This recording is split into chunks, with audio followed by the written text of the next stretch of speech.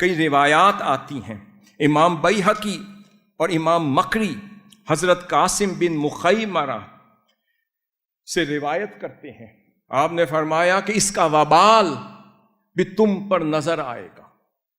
مطلب یہ کہ جس معاشرے سے عدل ختم ہو جائے گا اس کا وبال اس معاشرے میں رہنے والوں پر پڑے گا اور نظر آئے گا۔ اب ہم کہتے ہیں ہمارا کیا قصور ہے؟ یہاں پہ معیشت ختم ہو گئی، ہمارا جینا اجیرن ہو گیا، ہمارا کاروبار ختم ہونا شروع ہو گیا، ہمارے وسائل محدود ہو گئے، سانس لینے کے لیے بھی ٹیکس دینا پڑ رہا ہے، یا زندہ رہنے کے لیے بھی ٹیکس دینا پڑ رہا ہے، یا دوائی مہنگی ہو گئی، چلنا پھرنا اجیرن ہو گیا، پیٹرول مہنگا ہو گیا، ہر شے مہنگی ہو گئی، یہ مصیبت کہاں سے آ گئی؟ مگر اللہ رب العزت نے فرمایا جب تم ظلم کو قبول کرتے رہو گے اور خاموشی سے بس اپنے نظام کے ساتھ کمپرومائز کرتے رہو گے، فرمایا پھر کیا ہوگا؟ میں صرف روایات رکھ رہا ہوں۔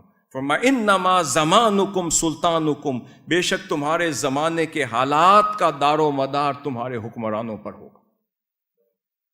تمہارے زمانے کے حالات کا دار و مدار تمہارے حکمرانوں پر ہوگا۔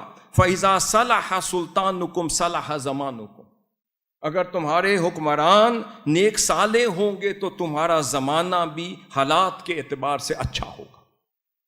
پھر فرمایا وَإِذَا فَسَدَ سُلْطَانُكُمْ فَسَدَ زَمَانُكُمْ، اور اگر تمہارے حکمران برے ہوں گے تو تمہارا زمانہ بھی برا ہوگا۔